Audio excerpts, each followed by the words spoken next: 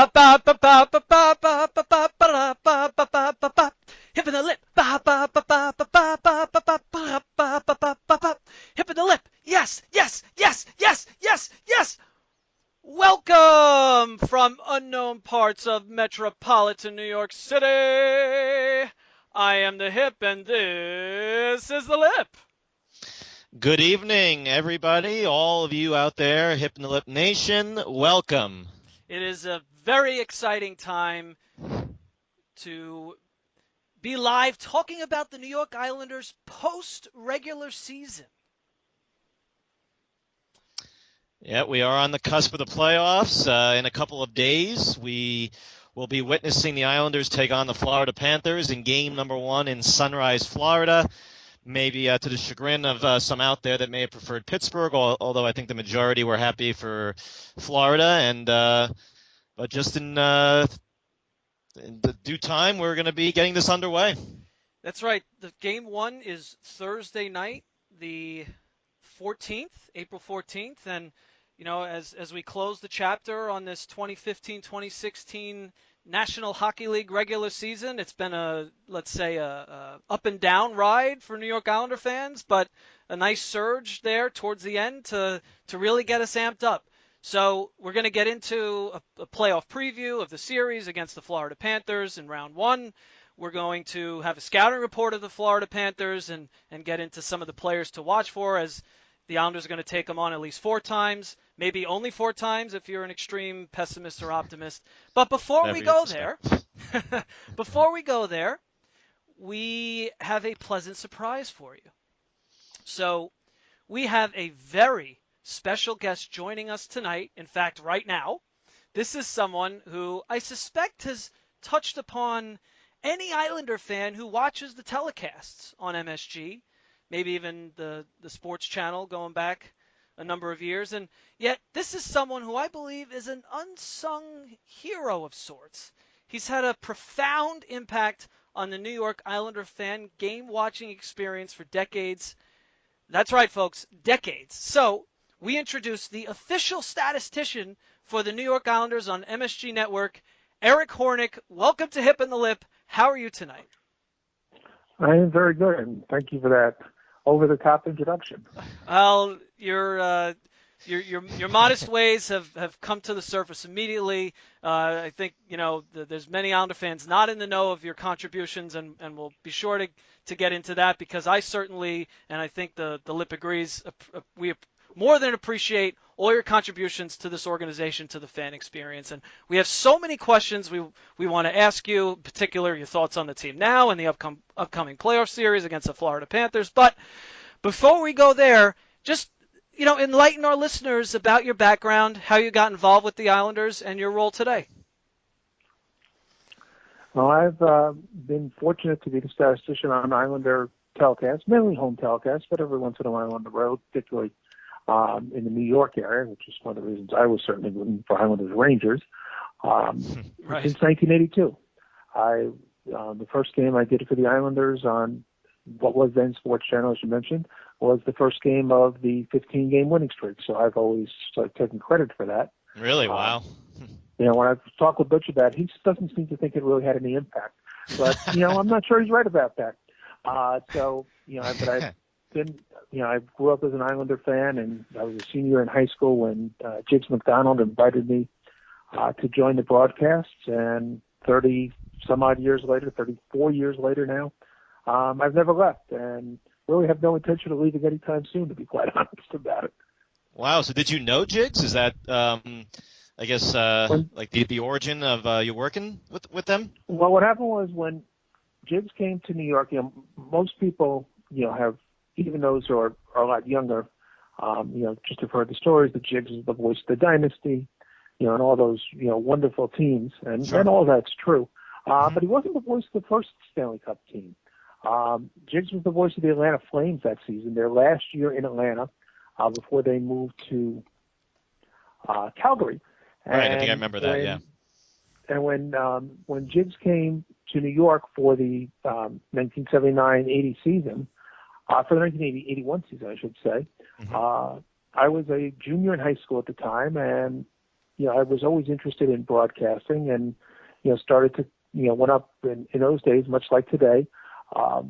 We used to broadcast out of the stands, so it was very easy for me to go up and talk to him, and I got to talking to him on numerous occasions, and had a chance to, when the playoffs came, I kind of said, well, you know what, I know, because I had basically seen every playoff game the team had played, certainly over the last number of years, and he hadn't been in the area, I figured I had some knowledge that I could share, and he was very appreciative of it. And the next summer, he actually tried to get me a job with the Islanders. At the time, the Islanders had a paid person in their media department called their team statistician, and as the story goes, I interviewed for that job in the summer of 1981, I guess it would have been, summer before my senior year of high school, Right. and met with the media relations people, and they kind of realized that, this guy really knows what he's talking about.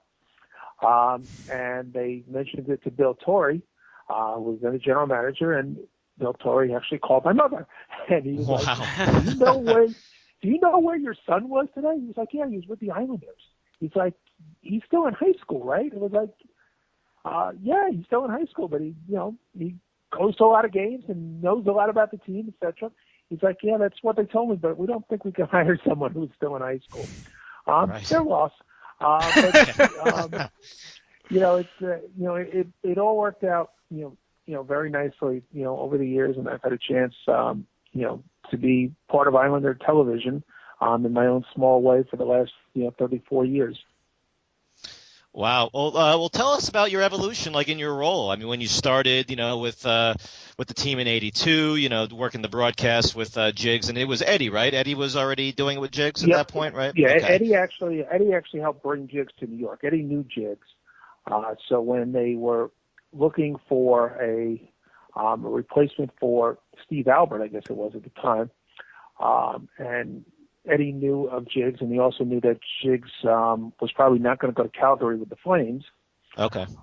He brought Jiggs into New York, and I worked with Eddie and Jiggs together for 15 years, or 14 of the 15 years that Jiggs was here. Right. So it was,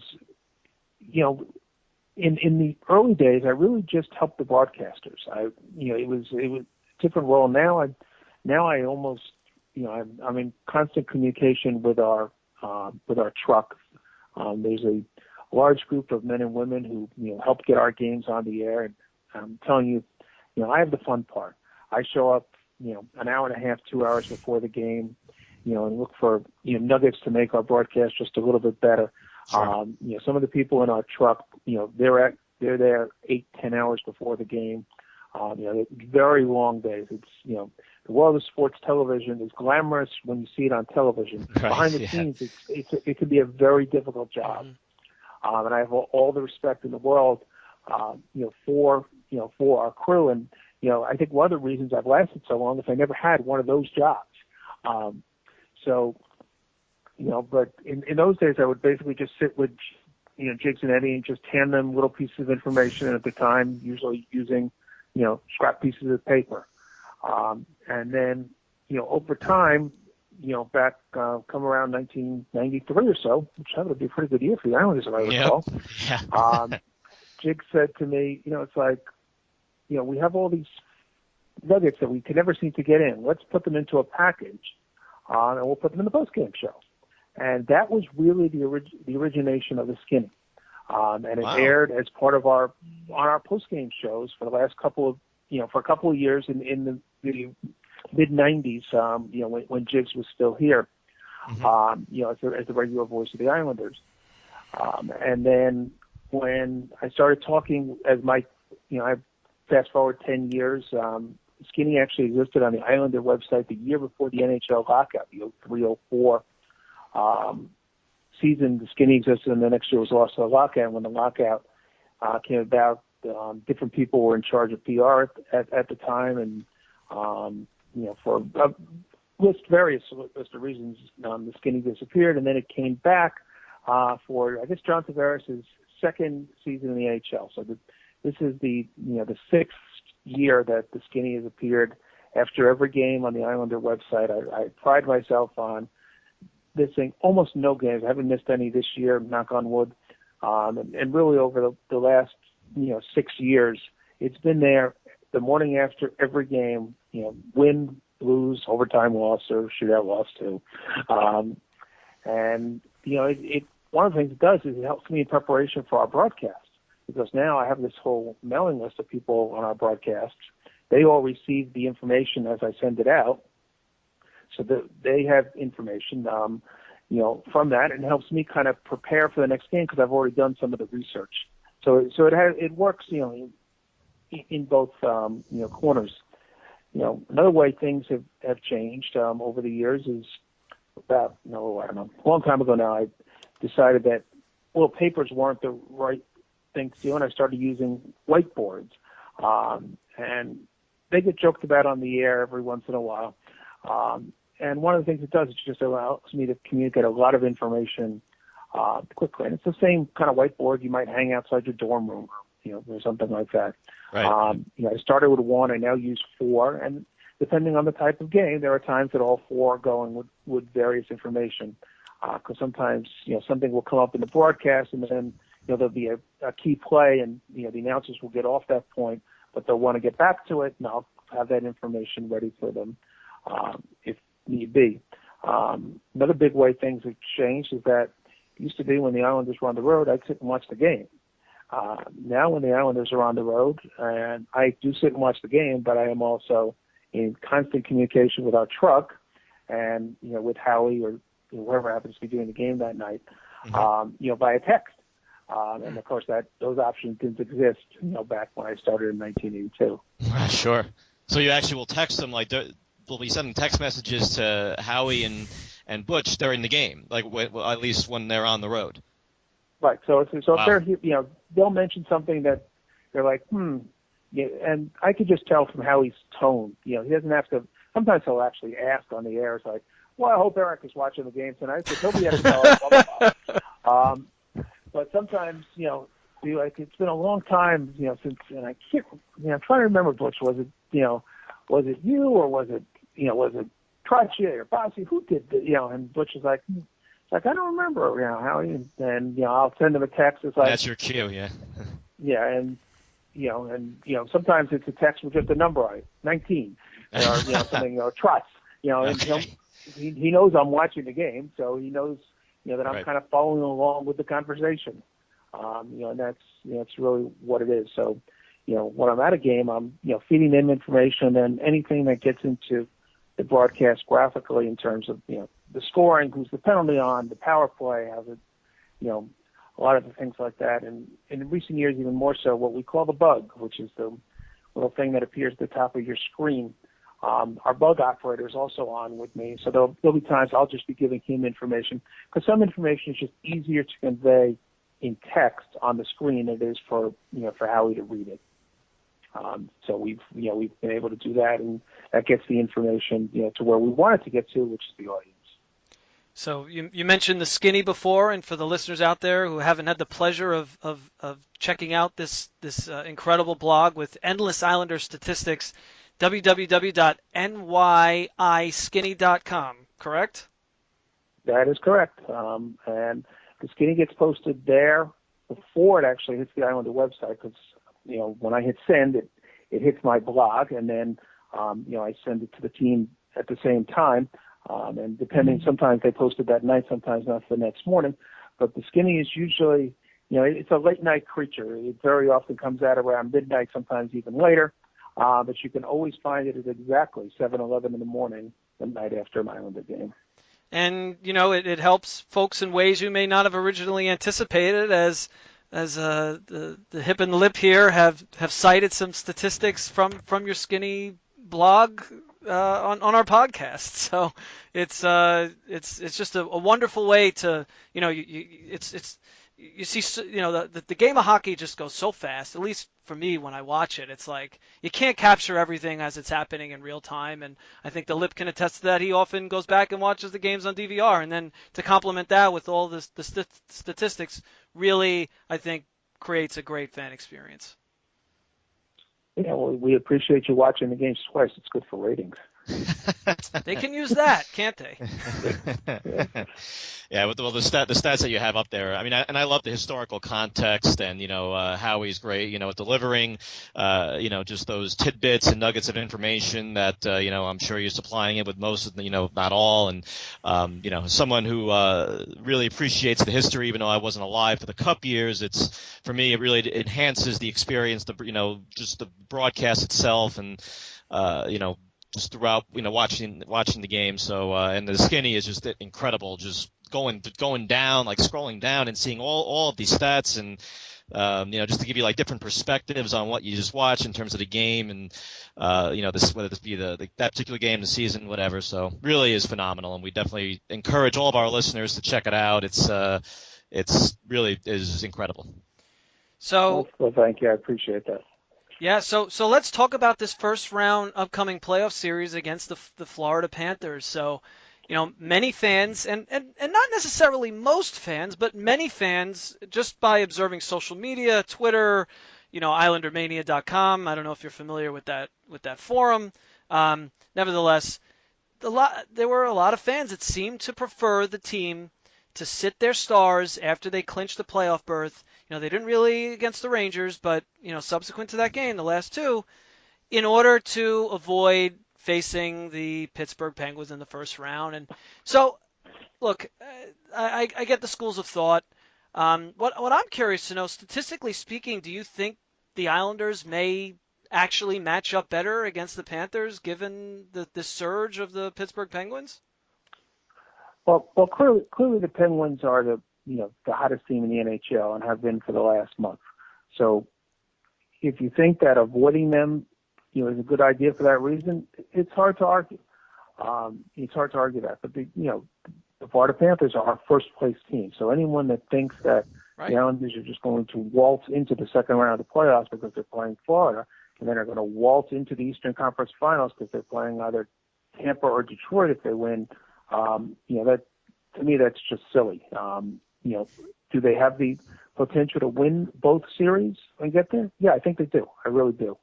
And could it be a much easier road than if they had finished fourth and had to go through Pittsburgh and then either probably Pittsburgh and Washington, for example? Right. Yes, absolutely. But the Florida Panthers gave the Islanders fits in the regular season. They really should have swept the Islanders. There was a 3-goal third period. One of the great games of the season at Barclays in terms of how it ended. That 3-goal third period about 3 weeks ago against the Panthers. Yeah, sure. I was there, and actually the atmosphere was great when they took the lead there. Yeah. It's funny. I can remember talking with Howie as we were going off the air, and I said to him, it's like that third period, as that third period was developing, was really the first time that Barclays felt like the Coliseum to me. I agree. It was really, really loud in there. Yeah, absolutely. And and it really felt like the Coliseum to me. And like everyone else, I'm very curious to see what the building sounds like at about 10 minutes after 8 o'clock on this coming Sunday. Yeah, I mean, do you think that the Barclays has? And I was at that game, the Florida game, and I went to a handful of games this year, as did the HIP, and I've been going to games since the early '90s, and I was there for a few playoff games in '93, which was an incredible experience. I was also there for Game 6 in 2002 against Toronto, and then we were actually the HIP and I were at Game 4 against the Penguins in 2013. But I mean, do you think that the Barclays could replicate the Coliseum in terms of the noise, in terms of the atmosphere, and just what we were all used to and just absolutely loved about the Coliseum? Do you think that the building has it in it, or I mean, do you not? I guess just from your experience in that building, do you think it's not feasible? Well, I think it's I think you got to give it a chance first of all, and I think one of the things that it's hard. There are so many things that are different about it, and I'm not talking about the configuration of the building, but right. Just how people get to the games, and it used to be hours outside, I know people would for an 8 o'clock playoff, that game was being played on Long Island next Sunday. People would be in the Coliseum parking lot at noon if they could get in there, or even earlier. Yeah, absolutely. And that's just not, that's just not possible. But Right. in terms of the atmosphere within the building, we saw late in the regular season the noise level start to pick up, and that game in particular was one that I really noticed. And there were a couple others where you started to see it pick up. You didn't see it this past weekend, but that was not the fans' fault. It was just Right. the nature Product of the game. Right. So I think you got to let it play out and see, and once it plays out, we'll try to figure out how loud it's going to be. Part of it will be it's a late starting Sunday game. Those tend to be a little bit raucous. So we'll see. One of the differences obviously is that there are in terms of fans how they're getting to the games. That's certainly a difference. So, I'm hoping the atmosphere will be, electric, and, certainly will be a home ice advantage for the Islanders. Well, the Hip and Lip will be contributing to the raucous crowd. These upcoming playoff games, we're really excited to go. And, I think part of the at least from my observations of being in the stands at the games of the Barclays versus Nassau Coliseum, look, because of where it's located and it has so much more access to, young professionals in the New York City metropolitan area, there were just games where you could tell that people went because it was convenient and the tickets were cheap, and hey, let's go to a hockey game and, drink some beer and eat some Boomer and Carton Grill, and, barely pay attention to the game. Nassau Coliseum, you had to drive there. It's a specific destination. And I think, people going there were really going because they actually wanted to watch the game. Now, look, there's exceptions to that, but I think that, look, and it's not just specific to the Islanders. Watching Brooklyn Nets games at Barclays is the same thing. Now, as we're getting to the postseason and the ticket demand is up, and it's an exciting series, I'm optimistic, and we'll do our best to contribute. Yes, I think and I think it should be an exciting atmosphere. Particularly if they come home either up 2-0 or even 1-1. They come home down 2-0. You may see a more show me type crowd, meaning that the crowd will be kind of waiting to see what happens. Right. Let's face it, there are going to be a lot of people in that audience who've never seen them win a playoff series. There are going to be a lot of people in that audience who have never been alive for them to be a playoff series, to win a playoff series, let alone attend one. But on the other hand, there's a lot of those same people who weren't alive the last time the Florida Panthers won a playoff series either. 20 years for them too. Yeah, this is the first time in the history of the NHL that two teams that have gone this long without a playoff series win will face each other. And obviously, sometime in the next 2 weeks, one of them is going to get a playoff series win. The Skinny doesn't take a night off with his Nuggets, does he? No, I definitely try not to.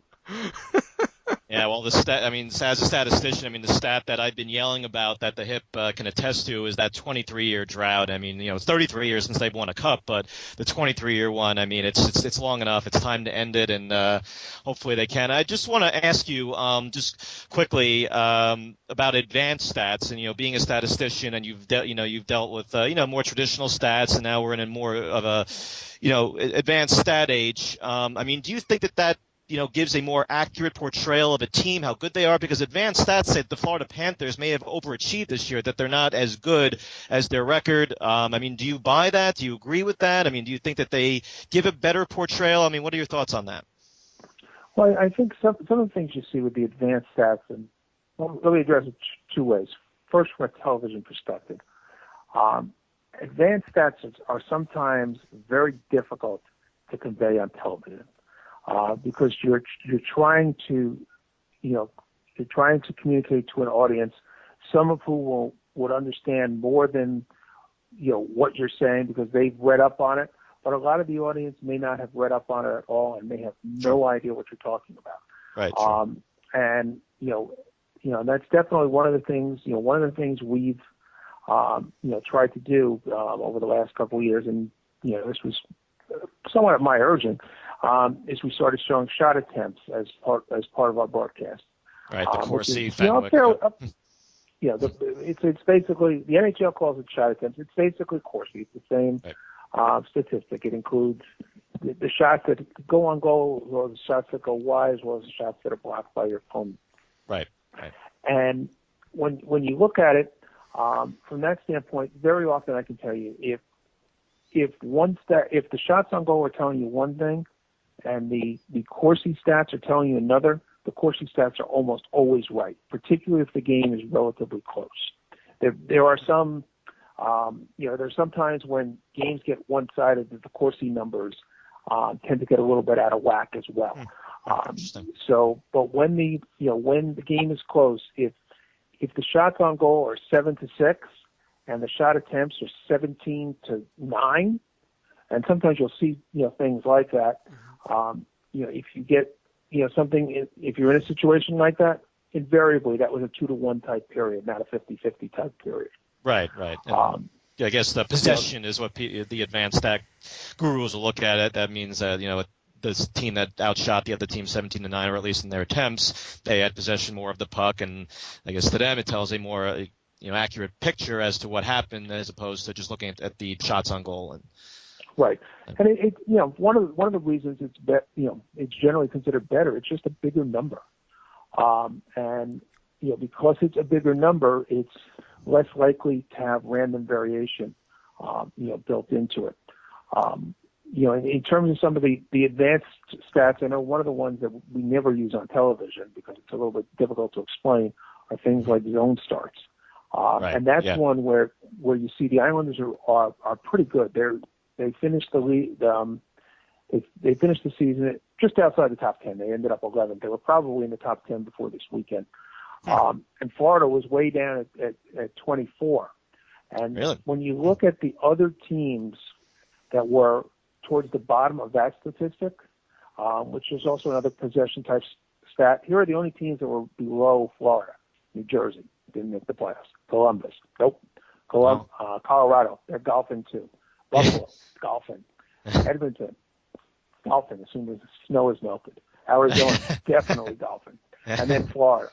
And then above them is Calgary, and they're not in the playoffs either. Wow, interesting. The only other one that's close to them in terms of that stat that's in the playoffs is a pretty good team, and that's the St. Louis Blues.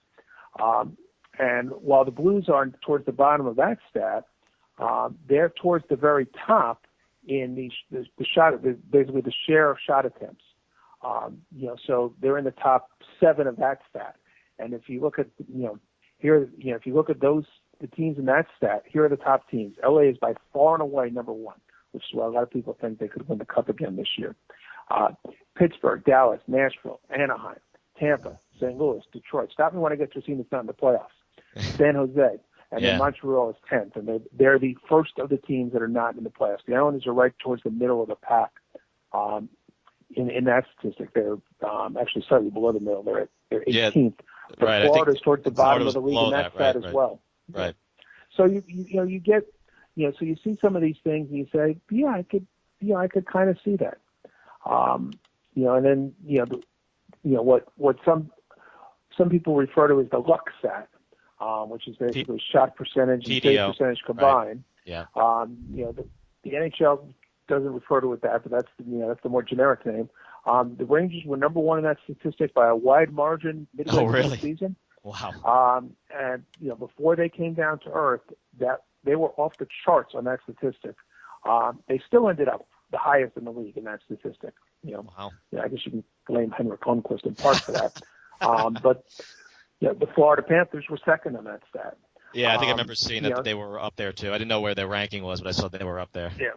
But when you look at it, 5 of the top 7 teams and 7 of the top 9 teams in that statistic made the playoffs. Rangers, Florida, Washington, Tampa, the Islanders, Minnesota, and Pittsburgh. They all made the playoffs. Because if you're going to be really unlucky, the chances of you making the playoffs are infinitesimally small. You're down to, the 22nd team is the top, which is Nashville. They were the least lucky team based on how that stat is, interpreted, that actually made the Stanley Cup playoffs. Oh, interesting. Well, I mean, hopefully the Islanders PDO will be through the roof, and then they can apologize for it when they win the cup. Oh, sorry, our shots seem to our pucks had eyes, as the coach would say, or our goalie just got lucky, in stopping everything. But Yep, and I mean, you definitely see that with some of the teams that have won. In recent years, you will see statistics like that. Like in last year's playoffs, Chicago turned out to be second. They were just behind Anaheim, but all those teams were close. The unluckiest team was Detroit. They got knocked out in the first round. Right, sure. Wow. Well, we don't want to take up more of your time. We really appreciate you coming on and giving us more depth to that knowledge. And I'm sure we could go on, and there's more and more to talk about. But you have a life, and we appreciate your time. And this is maybe a day or two to breathe for you. I don't know, but in any event, I just want to mention again www.nyiskinny.com, and you can follow the Skinny on Twitter at ehornick, HORNICK. So thanks again so much for taking part in Hip and the Lip festivities. It's my pleasure, and I hope everyone will be able to tune in. And just a quick reminder to all your listeners: the first round of the playoffs belong to the local broadcasters, unless the game is on what New York is Channel 4. All those games are available only on MSG, and the only possible game that would be on Channel 4 would be Game 6 of the Islander-Panther series, but the first 5 and Game 7 are definitely only available on MSG. You'll see listings that will tell you they're on CNBC and USA and NBCSN and NHL Network. The whole family. But not in New York. Right. You can get them nationally on those channels because every game is shown nationally. But if you want to see the Islanders or the Rangers, for that matter, the only place to see them in the first round is on MSG and MSG Plus. Great. All right. Well, we will definitely be watching. We look forward, and we're going to have our ears. We're going to try and listen for any tidbits that Howie throws out there, and even if he doesn't mention your name, I'm sure we'll be saying to ourselves, "Up, that must have came from Mr. Eric Hornick." So. Again, thank you very much for doing this. We really appreciate you taking the time. I mean, you did a great job. I mean, thank you so much. Before we let you go, though, your prediction: Islanders Panthers. I'm not much in the way of predictions, but okay, fair. Let me say this. There were a lot of complaints, in the Twitterverse about how come the Islanders and Panthers have to play back-to-back games Thursday and Friday, and 3 games in 4 nights. And you know what? I think that's a huge advantage for the Islanders. Really? I really do. The Florida Panthers have a 44-year-old star and a 37-year-old goaltender. Right. And I think, from those 2 things, I think it could be a huge advantage for the Islanders, and it could actually end up helping to decide the series. And I think the Islanders have a real good chance to win this series, so if you want me to pick them, let's celebrate in Brooklyn. I'll take them in 6. All right, sounds good. How fitting would it be if the Islanders' next playoff series win has Jaromir Jagr on the opposing team, just like he was back in 1993 in the last playoff series the Islanders won. Yeah, you'll definitely see that as part of a theme in our broadcast of the first couple of games. I'm sure you've already heard more than enough of it, so I'll throw it in there one more time for you. But thanks again, and keep up the good work. All right, thank you very much. Take care. Bye-bye. All right, take care. All right, thanks again. So there you have it, the Skinny, and a nice inside look on just a depth of knowledge of Islanders hockey, and hearing about his story and how he got involved. Really, really fascinating stuff. Wouldn't you say there, Lip? Oh, I would. I mean, he was tremendous. I mean, he did a fantastic job there. I mean, gave so much great information. Hopefully our listeners enjoyed that as much as we did. I mean, I didn't really know what to expect, in terms of what we were going to get into. Obviously, we had our questions for him, and, I wish we could have kept him on longer, but, it was, I think we took up, enough of his time. But, yeah, he was. That was fun. Yeah, he was tremendous. That was great. Yeah. And hopefully everybody listening enjoyed it as much as we did. Indeed. So, look, I think we need to get into the Florida Panthers. You know, he touched I upon Yager, 44 years old, and the goalie Luongo, I think his name is 37 years old. But you know, I think we need to get our listeners amped for this upcoming game at BB&T Arena. BB&T Arena. I'm sure everyone knew that already, but just in case. Oh, I'm sorry, BB&T Center in Sunrise, Florida, where the puck will drop. It's a uh, 8 p.m. start on Thursday, April 14th. And so, you know, what is it about the Florida Panthers you want to share with our listeners? Well, I mean, so, since we signed off on our last podcast, we were talking about who the Islanders' opponent may potentially be, and of course the Islanders, by losing in overtime on Saturday, and then Jack benching half of their team on Sunday, ensured that it was going to be the Florida Panthers. And Ranger fans, be damned, but sorry, you get Pittsburgh, so enjoy. But the Panthers, look, I mean, the Panthers are not a pushover by any stretch. I mean, you heard Eric there talk about how they're towards the bottom of the league. When he was talking about advanced stats, and it was something I was going to bring up. But you heard him, give his breakdown there, and just in terms again of the advanced statistics being down there, and Corsi being up there in PDO, which again measures basically how lucky you are, combining the shooting and save percentage, and people were pointing to that with this Florida Panthers team. I mean, look, they're very young.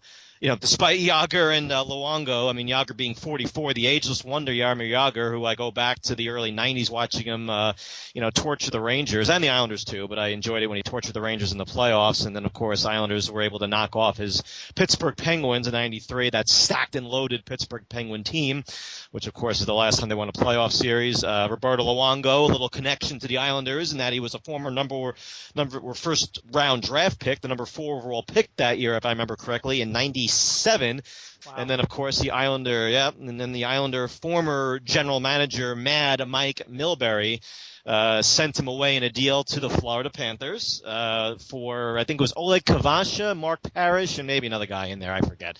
But, so Luongo, very short-lived stay with the Islanders, eventually went to Vancouver, led that team to a cup final in 2011, I think it was, lost in 7 games. To the Bruins that year.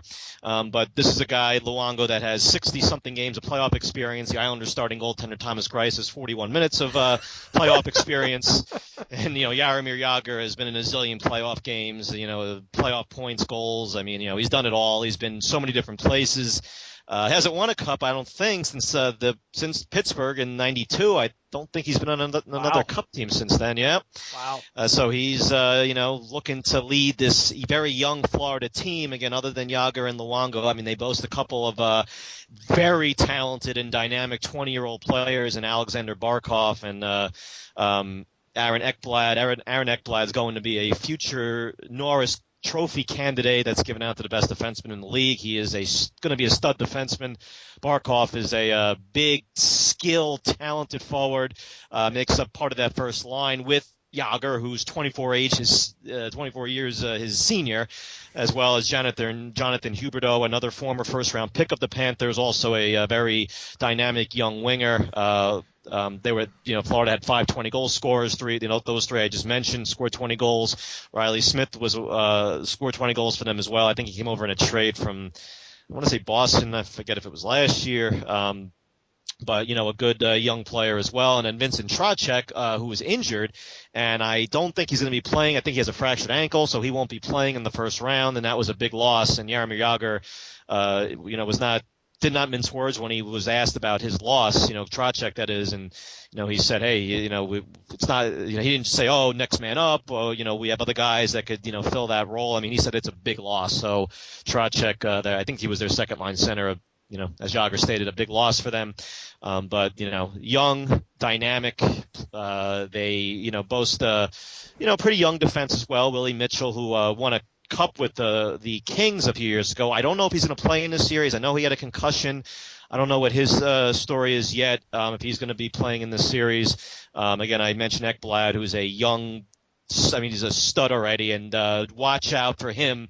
He'll be paired, I think, with Brian Campbell, who's an older veteran defenseman who's also won a cup with the Blackhawks.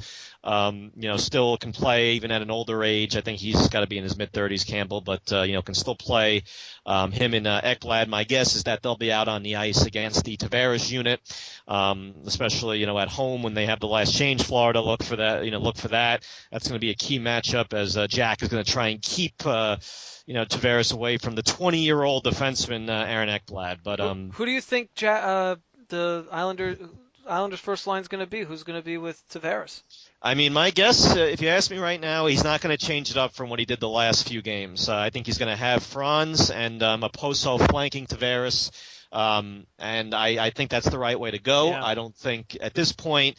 I mean, he's tried out so many different line mates with Tavares, and I don't think at this point you're going to tinker. JT was just named Player of the Week.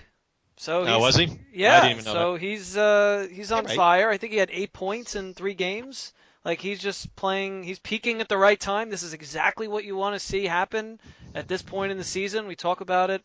How many times have we mentioned? You get hot at the right time, and you have the potential to make a deep run. Yeah, well, I mean, they're going to need we didn't actually mention Anders Lee, who's has a broken leg, and we came on to the air with our last podcast right after the Ranger game, and he had gotten hurt in that game, left. We didn't know what the prognosis was, but now, of course, we've gotten the news, the very bad news, as Anders Lee was really playing much, much better, and just establishing his role as that net front presence, which now. Let's see how that first power play, how they roll out that unit. Is it going to be Brock Nelson taking Lee's spot on that first unit, on that first unit on the power play? Are they going to put Nelson in front of the net, which you've seen him do in the past? And he's had a little bit of success there, scoring goals in front of the net. Will they do that? Are they going to have a completely different approach? Are they going to run it through their back end there with Letty? And let's see if Ryan Pulak gets in the lineup. If Jack has any bright ideas and decides to pull a Marty Reisner, as Islander fans remember Marty Reisner getting put into Game 1 against Pittsburgh in 2013. I almost drove off the road when I heard that. I was driving back from work. Marty Reisner was a terrible fourth-line center and justified his presence in the lineup because he had experience. But hopefully it's Ryan Pulak paired with Hickey.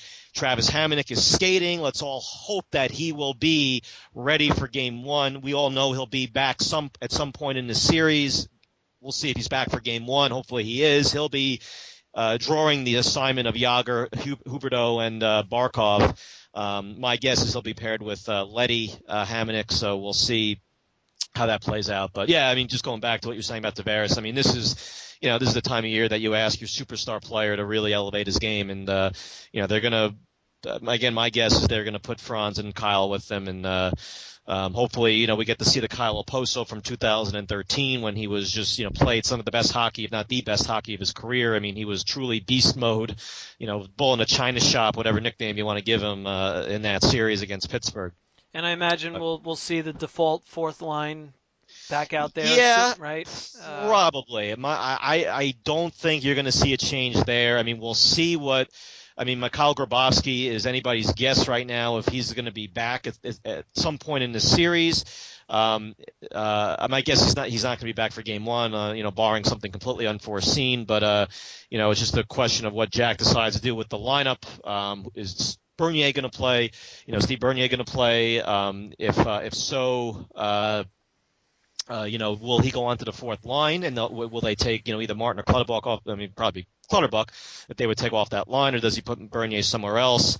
But we'll see what happens there. But my guess is they'll keep that fourth line intact. Right. So, as the Skinny mentioned, the Islanders and Panthers play back-to-back on Thursday and Friday nights. The only playoff series in the first round that has any back-to-back games, if I'm not mistaken. And it comes down to a scheduling issue from the both teams have scheduling involved, issues. so it is what it is. But we're excited to go Sunday night at Barclays, the first ever New York Islanders playoff game at Barclays, and I hope the Skinny's right on the atmosphere. It's Sunday night, so plenty of time to get to pregame for it. And Well, we'll have plenty of time, and we're gonna have to, see figure out where to go yeah, we'll before. go somewhere. Look, we'll find somewhere outside Barclays nearby, and I'm sure there'll be plenty of, there's plenty of places that we've ventured to before Islander games where there's a good crowd getting amped up for the game. So I'm looking forward to it. I mean, I think it's pretty well covered. I'm pretty excited. We have to now like painfully wait 3 days, but you have playoff hockey starting on Wednesday, so that's only 2 nights away, including the Rangers at the Penguins at 8 o'clock. Yep. So Yeah. it all gets going, and You have some great playoff series. Oh boy, you have some really just tremendous first round playoff series. I mean, you mentioned the Rangers obviously in Pittsburgh. I mean, that's going to be a very closely contested series. The Tampa Bay Detroit series. I mean, that should go. I would think go at least 6 games. I heard, by the way, speaking of Pittsburgh, I heard that Fleury was back out on the ice skating. So I know Good news for Pittsburgh, bad news for the Rangers. I mean, if you were hoping they were saying yesterday that Pittsburgh could be looking at starting their third string goalie in that series. So if Fleury can will himself back out there, what a huge difference that would make. Yeah, and I guess Arthur Staple.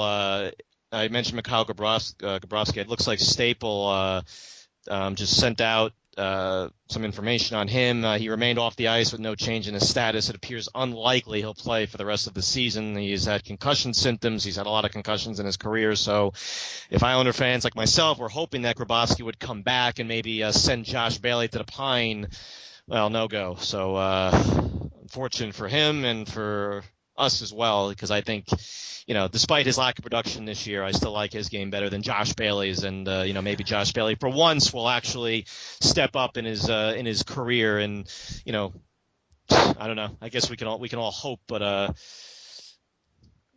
anybody's guess. But yep, I mean, we'll see what the lineup will look come Thursday. Defenseman, goal. I think we can safely assume that Thomas Greiss will be getting the nod in goal. Question is, how long or short will his leash be? Does Jack have a decision if Greiss gets off to a shaky start? We'll see. Berube, I guess we'll find out about his status. Is he going to be the backup, or will it be Christopher Gibson? Halak, I'm sure, won't be back in the series. Right. But yeah, it should be a good series. I think it also will be pretty closely contested. I don't think there's much separating these two teams, as the Skinny pointed out. I mean, Florida does have some older players. I mean, Jaromir, especially again on the back-to-back, Jaromir Jagr, 44 years old or 44 years young. I guess from your perspective, and Luongo, I guess it was tweeted today that unless they play 4 overtimes, they'll be playing back-to-back games. But an older goalie that has a lot of mileage. I also wanted to mention special teams, that the Islanders penalty kill this year, and we didn't really give them enough credit, I don't think, on the podcast, but finished 4th, and that was kind of skewered at the end of the season there. But if they can maintain what they did in the regular season, penalty kill wise, and if they can score 1 power play goal, unlike last year where they scored 0 power play goals against the Capitals in the playoffs. Yeah, 0. Yep, right. In the playoff series, 7 games, 0. Count them, 0 power play goals. Islanders' power play this year was 17th, so it was very inconsistent. The Florida Panthers was 23rd. Yep. Yeah, and the Panthers were not much better, and their penalty kill was pretty below average as well, 24th. So I mean, all the stats say, and you heard Mr. Hornick say it, and it just all the stats say that Florida may not be as good as their record indicates, but right. But let's not get ahead of ourselves here. Not. No, of course. Remember, of course not. Of course not. Look, it is the Islanders. They haven't won a playoff series in 23 years. So it is the Islanders. I don't think anybody, like you said, it could be. It's a minimum of 4 games. Whatever your perspective is, pessimistic, optimistic, but right. Islander fans were used to applying the hipster doctrine, which is, keeping expectations as low as possible as not to be let down. I guess that's my role as the hip on the show to keep the expectations in check as we try to get excited for these games. So I think as far as the show goes, just as a heads up here, there's 3 games in 4 nights. I think we're going to come back with another show following Game 3.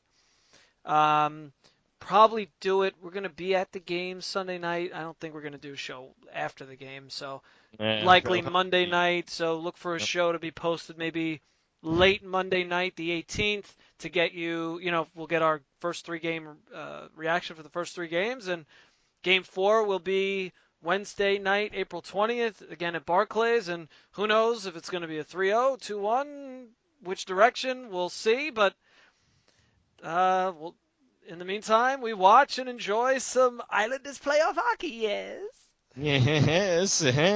Well, when the mood was a lot more dour and a little more doom and gloom from the hip and the lip, when they were going through their really rough stretch there in in March, and were they going to make the playoffs? And like you said, you were just kind of sitting on pins and needles, or just hoping that they would make the playoffs, as opposed to worrying about positioning. And look, they got in, they got a according to many Islander fans, at least anyway, a more favorable spot, getting the Atlantic Division there, the Atlantic Division winner in this round, and potentially, if they do advance and do something they haven't done since '93, they would play either Tampa or Detroit. And Detroit, at least Tampa's still banged up themselves, and Detroit, I guess, does not really scare anybody right now, and their goalie situation is still kind of out of sorts. So I would expect Tampa will win that series. I think it would be Tampa Bay would be the probable second round opponent for the Islanders, despite the lack of Stamkos and Strawman over there. And but in the Western Conference, hey, you got some great series there too, and I'm looking forward to watching that Chicago's St. Louis series, which should be a tremendous series. Could be a bloodbath in that series, along with LA and San Jose. That series was a bloodbath a couple of years ago. That amazing 7-game series that those two teams played, and Nashville Anaheim should be a tremendous series. And then you have the history there with the Dallas and Minnesota. Obviously Minnesota, the North Stars moving to Dallas, becoming the Dallas Stars, and so you have that historical context there.